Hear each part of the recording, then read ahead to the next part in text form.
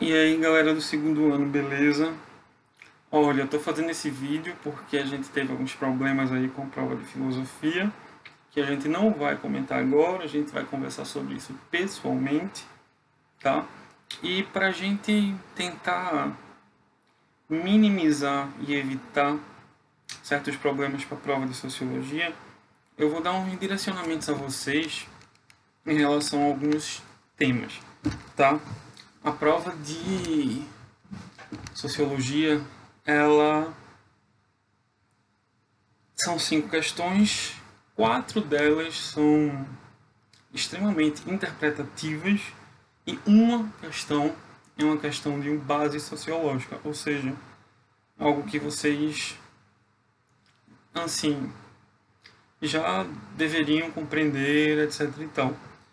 E como, enfim, eu percebi que a gente teve alguns problemas em filosofia por conta disso, eu vou fazer um apanhado geral, tanto sobre essa base, tanto sobre alguns temas que vão ter nessas outras 4 questões. Porque mesmo a gente sabendo que são questões interpretativas, sabe? Percebi que alguns alunos tiveram dificuldades. Então, a gente vai falar um pouquinho sobre os temas para que isso possa nortear vocês e evitar com que alguns alunos alcancem resultados não muito bons, tá? Primeira coisa que a gente tem que pensar, gente, é que a sociologia é um campo do conhecimento que ela surge lá pelo século XIX, falando de uma maneira científica, certo? No final do século XIX, final do século XVIII para o início do século XIX. A gente pode dizer que ela inicia mesmo lá pelo século XVIII e se consolida como ciência lá pelo século XIX, certo? E isso acontece paulatinamente, é o que a gente chama de Revolução Industrial. Se vocês com certeza já estudaram isso, até no ensino fundamental 2 e tal, a Revolução Industrial Inglesa é um processo que faz com que muita gente vá parar na Inglaterra e forme os centros urbanos, sabe?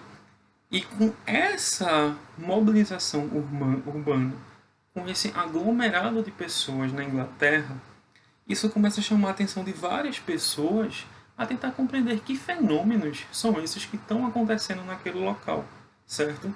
Então isso chama a atenção de muitos e muitos pensadores, tá? E aí, enfim, a gente vai ter muitos e muitos pensadores que vão pensar a sociedade como um objeto de estudo. Se antes a gente tinha ciências como a física, como a química, que deveria se postular leis que deveriam dar conta de tudo, a sociologia acaba tentando imitar ou se fundamentar nessas ciências para tentar fundamentar algumas leis sociais e compreender como nós, seres humanos, agimos em sociedade. E daí a gente vai ver a brilhante participação de grandes sociólogos como Emile Durkheim e Karl Marx, certo? É sempre importante fazer esse apanhado no sentido de a sociologia ela está muito próxima dessa noção de revolução industrial. O nascimento da sociologia está muito próximo disso. A sociologia como ciência. Estudos sociais eles existem desde a Grécia Antiga. A gente pode dizer que Platão já de alguma maneira filosofava sobre a sociedade, certo? Maquiavel é um grande cientista político, foi um grande cientista político, mas não um sociólogo.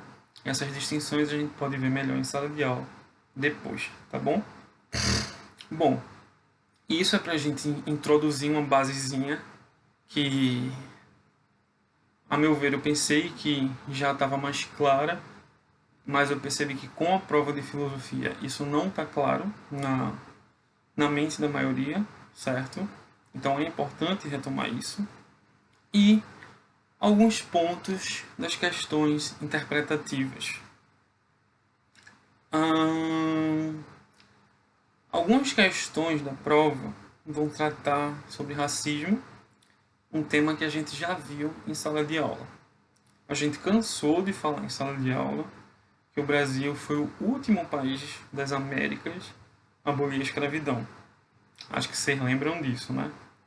Pois é, e isso traz certas consequências, isso trouxe certas consequências, e isso nos coloca em uma posição de um país extremamente racista. Como eu disse já a vocês, como a gente já conversou em sala de aula e dialogou, o racismo ele não necessariamente precisa ser declarado, ele precisa ser falado ou feito gestualmente, verbalmente ou fisicamente. Aqui no Brasil a gente vive um racismo que se chama racismo social, ou alguns preferem chamar de racismo estrutural. Se você percebe que a maioria das pessoas que formam favelas são negras, e a maioria das pessoas que formam a classe alta são brancas, isso já são dados de que a nossa nação ela é racista. Não no sentido de um racismo necessariamente direto, sabe? Naquele sentido que você vai poder ligar para a polícia e fazer uma denúncia. Mas um racismo de que certos locais da sociedade estão mais designados aos de cor branca, enquanto outros aos de cor preta ou negra. Certo? Então, durante um tempo no Brasil, isso foi aprimorado na década de 2000, principalmente, uma série de políticas públicas tentou fazer com que algumas leis viessem a rigor, viessem à tona, para tentar valorizar um pouco a identidade da população negra. O que é que isso quer dizer? Se pensamos, por exemplo, em ensino de história da África e de cultura afro-brasileira nos colégios, que é obrigatório, eu estou querendo o que com isso? Eu estou querendo simplesmente uma igualdade de direitos no sentido de ensinar história? Não.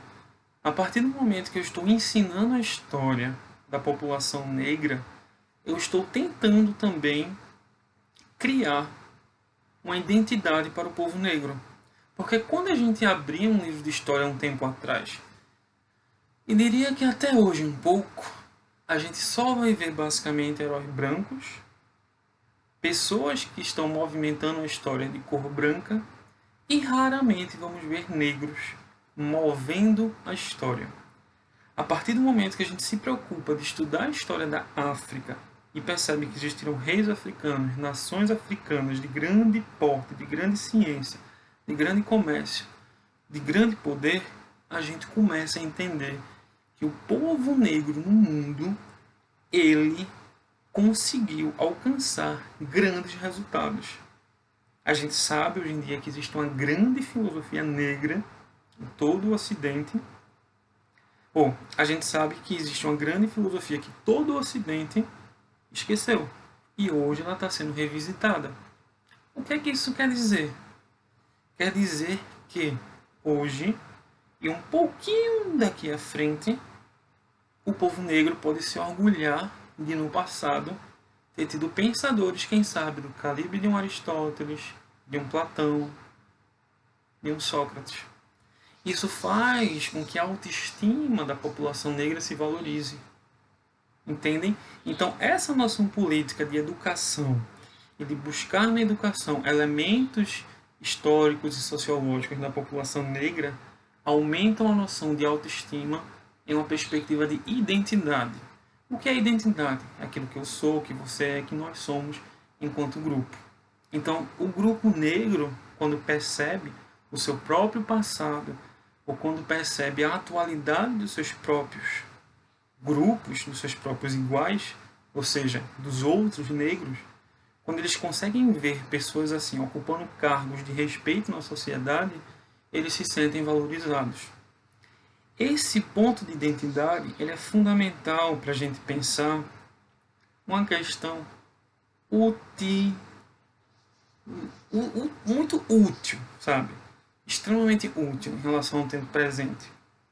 Quando a gente fala, por exemplo, negros, a gente diz minorias. A gente sabe que os negros não são minorias no país. Mas a gente fala minorias em questão de poder.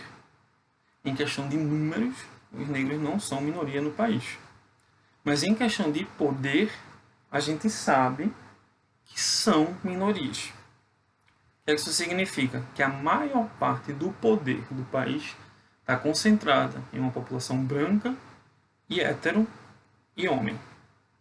Mulheres, LGBTs e negros, mesmo que formem uma grande parte da população, têm menos direitos. Ou pelo menos mesmo os direitos sendo cumpridos. Por mais que tenham no papel, na prática não tem. Essa noção ela está completamente ligada ao que a gente chama de identidade. O que é que isso significa? Como nesse mundo contemporâneo, em que existem diversas pessoas, diversos grupos, diversas noções de identidade, as leis podem dar conta desses determinados grupos. Essa é uma questão muito importante para a gente pensar, certo?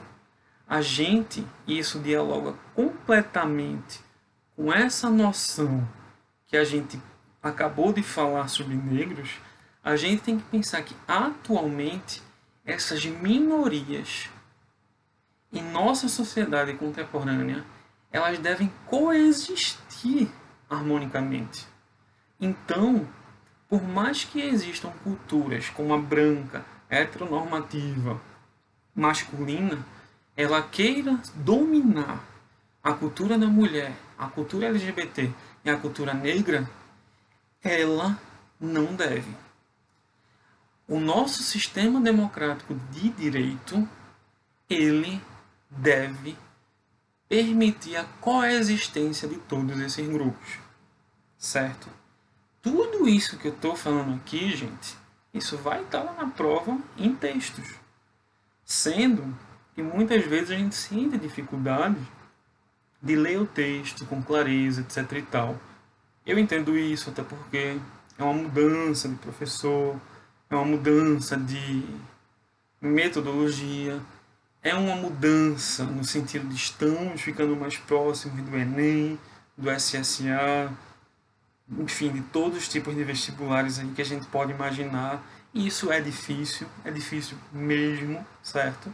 Então, o que eu posso dizer é que a gente está junto nessa e que a gente pode sim alcançar ótimos resultados, certo?